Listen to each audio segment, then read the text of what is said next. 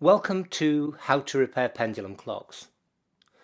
5 years ago now, I posted this video as a celebration of publishing our first volume, How to Repair Pendulum Clocks, Volume 1, Getting Started. And the premise of the book was to encourage absolute beginners in craft practice to explore clockmaking, maybe for instance as a hobby.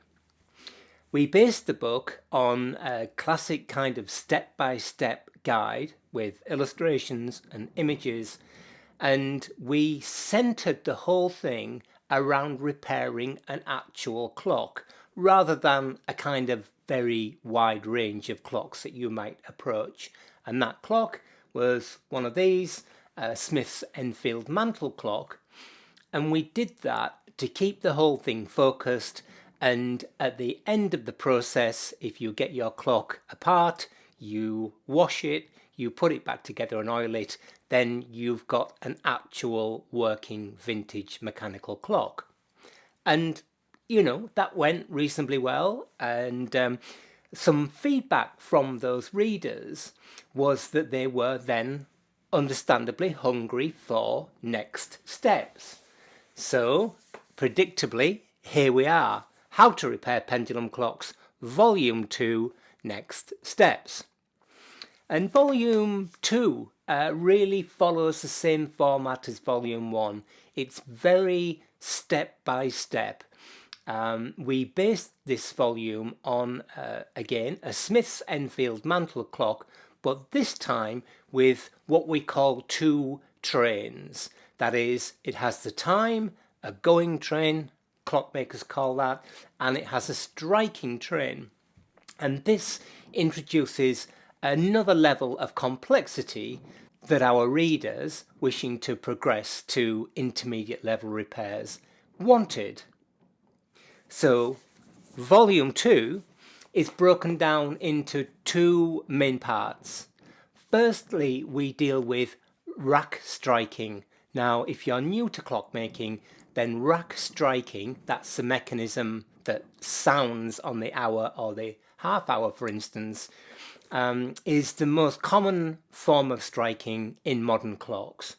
So the Smith's Enfield clock has that system, and we describe how rack striking works, what it does, how to take it apart and put it back together again, and how to correct faults.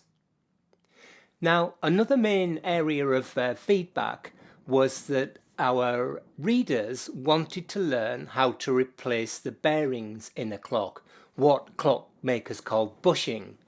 And we know through our own practice that bushing isn't a standalone process. It goes hand in hand with a process called depthing, which is how you determine how the wheels mesh together. And this sounds quite technical, but really once you've repaired a few clocks, you really come across this issue where you do have to have a working understanding of depthing and bushing.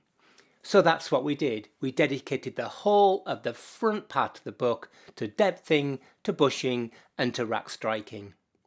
The second half of the book we dedicate to actually disassembling and reassembling your clock, sorting out the phase relationship of that striking mechanism, which is how all the parts interact.